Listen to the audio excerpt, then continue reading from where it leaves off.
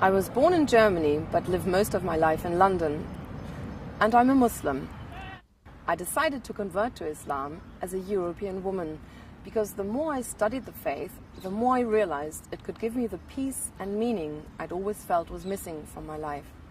I've written about the experience of my spiritual and intellectual awakening, my conversion, and how it is possible to be a European Muslim in my book, From MTV to Mecca.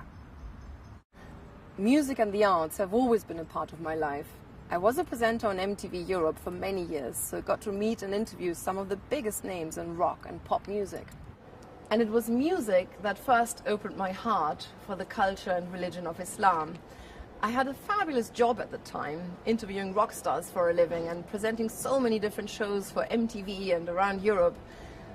But despite having this dream job, I'd always felt an emptiness inside. And it was at a point of crisis in my life that I met Imran Khan. Imran had a very different perspective on life, and he played me traditional Pakistani music, Qawwali as it's known in Pakistan. It means wise utterance. The songs talk about love, which turns into higher love. I was intrigued by this very different worldview that had God at its center, and I began to read books on Islam. Imran invited me to visit his country, and we traveled all over Pakistan. It was fascinating. I loved the warmth of the people, the beauty of the symbolic Islamic architecture, the nature, the jewelry and the fabrics, and I soon developed a taste for the delicious desi food. Every day I was meeting people whose lives were dominated by the love of God. They cared very little for material things or show business. It was a stark contrast to my life at the time, and I began to question everything I knew. Where do I come from? Where am I going? What's the purpose of life? After studying for 3 years, I realized if I wanted to feel the beauty I was reading about and taste the spiritual fruits, there was only one way: get down on my prayer mat and start practicing. This is the mosque where I finally converted to Islam. It was the end of one chapter in the book of my life and the beginning of another. At first, it was fraught with many challenges. I lost all my TV jobs because of the climate of intense Islamophobia at the time. This was in 1995, so way before 9/11.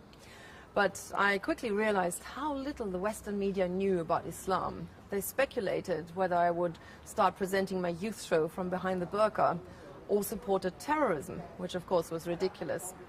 But now that I'd found it, there was nothing that could deter me from my faith. It's an inner source of serenity, tranquility, and that emptiness that I'd felt before was now filled with meaning. I went to explore different parts of the Islamic world, from Turkey to Syria and Egypt to Morocco, and I met an array of wonderful teachers and marveled at the beauty of the Islamic architecture.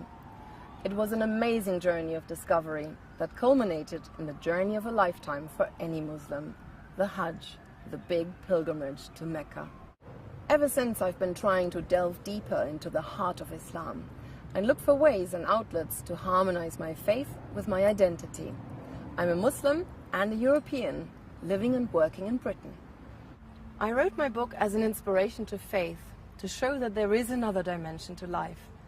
Islam, if taken seriously, can be a positive tool of transformation for the individual and the society.